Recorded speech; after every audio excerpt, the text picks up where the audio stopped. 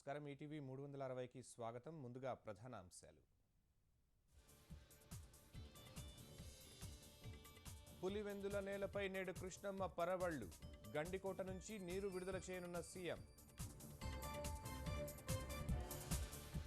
రాజధానిలో కొలిక్కిరాని గ్రామ కంఠాల సమస్య. రైతుల దరఖాస్తులపై ఎటూ తేల్చని సిఆర్డీఏ. అడ్డంకుల్ని అధిగమిస్తున్న విజయవాడ మెట్రో. 3 నెలల్లో నిర్మాణ పనులు ప్రారంభం. ముందస్తు బడ్జెట్ అనివార్యమన్న కేంద్రం.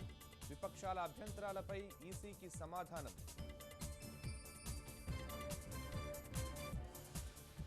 తూర్పు ఐరోపా దేశాల్లో మంచు తుపాను భీభత్సం.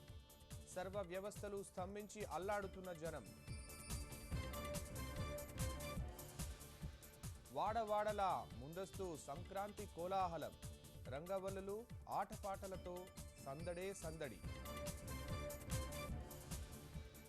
10 ఏళ్ల విరామం తర్వాత వెండితెరపై మెగాస్టార్.